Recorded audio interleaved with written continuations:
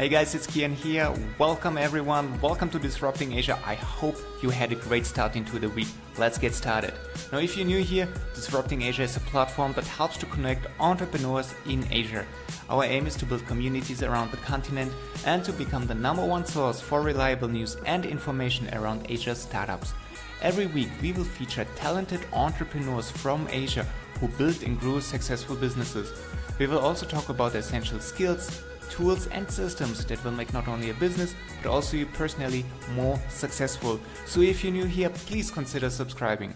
Now in this episode, we talk about a topic that everyone with a website and social media presence should be taking seriously, yet most are not even thinking about it. We're talking about online reputation management.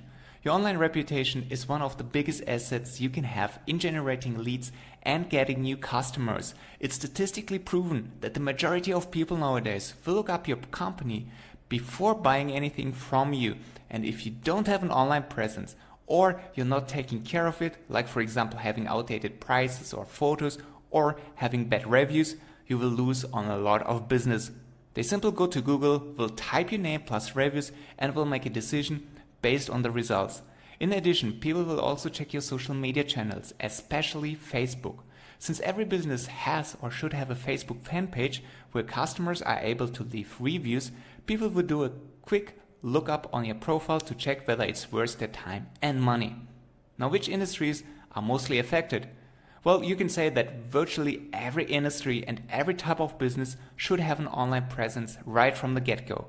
Especially service-based industries like restaurants or hotels, as well as small and medium-sized businesses with just a handful of employees need to pay special attention to their online presence and to their online reputation. Now, what are the best ways for a great online presence? Well, have a neat and clean website that is easy to navigate, contain a lot of pictures, information about your services and rates, as well the option to immediately purchase something and to contact you. You can easily get your domain, including hosting and WordPress, for as low as $60 to $70 or even less than that. If you don't know how to create a website, as mentioned, the best way is doing so with WordPress. Ask if somebody within your team can help you with setting one up. If you don't have a team, hire a freelancer online, for example on Upwork.com or Fiverr.com. In addition, you should be present across the most important social media channels like Facebook and Instagram. Being present on social media helps you also to generate additional customers. That being said, here are our 5 tips for great online reputation. Number 1, make sure that you have reviews and testimonials. Now you can get reviews and testimonials if you just set up your site and social media channels. Now, how can you get reviews and testimonials if you just set up your site and social media channels? Well, simple. Reach out to previous customers of yours and ask them to leave a feedback. Tell them why you're asking and why it's important to your business. Also, don't be afraid of bad reviews. If you're not doing a sloppy job and trying to cheat customers, you don't have to worry about negative feedback. And even if you get a few lower reviews, it always looks better to actually have a couple of negative or 3 and 4-star feedbacks rather than just 5-star reviews. Because let's be honest, if you only have 5-star reviews, it doesn't look authentic and people may even think that you try to play the system somehow. As mentioned earlier, if you do a great job, and I'm sure you do, don't be afraid of lower ratings. Number 2, ask for reviews on autopilot. Now, you want to make your life as easy as possible, but you have to ask your customers for feedback. If you have multiple channels where you can ask and capture reviews, make sure you use those. That can be everything from email newsletters to invoices and thank you emails where you ask your customers to leave a review. Take a look at your current email templates and email signature and update those with a call to action at the bottom where you say something along the lines of, "Hey, thank you very much. We appreciate your business. Can you please leave us a review?" By doing so, you will start automatically capturing reviews and testimonials on autopilot that will help you to grow your business. Number 3, ask your customers face to face. One of the easiest and most effective ways in asking your customers directly for a review. And this can happen when a customer visits your office, your hotel, your restaurant, or even on the phone. By talking face to face with the customer and asking to leave a review, there is a huge likelihood that they actually will leave a review, probably even right away. For example, you can have an iPad right next to the cashier where people can leave a quick review on your homepage. If your customers have the chance to leave the feedback right away, you can quickly scale up your reviews, plus people usually leave a better review. As simple as it sounds, by asking customers face to face, it's something often overlooked by other businesses. Number 4, make sure to respond to reviews whether they're good or bad. Now, I recently stayed at a hotel in Kuala Lumpur for the second time in 2 weeks, but I was a bit disappointed by the service the second time. I gave the hotel a constructive review after my stay and highlighted the things that I liked, but also those where I felt disappointed about, especially because I chose to stay a second time at this very hotel.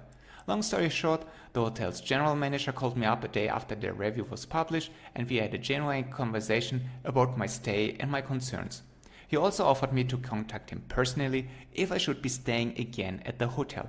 And simply because of this very call, where the hotel's general manager took time out of his schedule to give me a call and signalized that he cares, I will most likely stay at this hotel again, despite my rather negative experience, which by the way was related to the service I received, not about the facilities. So, if you respond to reviews, whether good or bad, you show that you care about the customer and that you care about the business. Also, if you receive a bad review, always reply in a polite and constructive way. State the facts and don't get emotional or offended. Number 5, remove fake and anonymous reviews. Believe it or not, but at some point of time you will receive a fake or anonymous review. As your competition will notice that your online reputation gets better and better, they will most likely try to foul play. Don't get discouraged by it, but rather prepare yourself for it. Almost every platform out there has a review removal process. Take a look, reach out to the platform and follow their process. And if it's not possible to get it removed, move on and try to capture as many as good reviews as possible, so that the bad ones getting buried. Generally, always make sure to manage your online reputation, not just once or twice a month, but every single day. And yes, I totally get that you're busy and have a million things to do. Then train somebody from your team and assign the task to him or her. Now, if you don't have a team or you don't have anyone who could potentially take over this task, hire somebody to do it for you, like an established marketing agency. Also, make sure to be present on different review platforms and manage those. Now let's summarize one more time. Number 1, make sure to have reviews. If you don't have reviews yet, reach out to your past customers. Number 2, capture reviews on autopilot. Update your mail templates and email signature with a call to action at the bottom where you ask the customer to leave a feedback. Number 3, take the opportunity and ask your customers face to face for a review. The chances of actually getting one, and on top of that a good one, is extremely high. Number 4, always make sure to respond to feedbacks, whether they're good or bad. This way you signalize potential customers that you really care. And last but not least, number 5, remove fake and anonymous reviews and be prepared for those. Now, thank you very much for tuning in this week. Make sure to subscribe to the podcast and don't miss an episode. We have a lot of great interviews coming up over the next couple of weeks.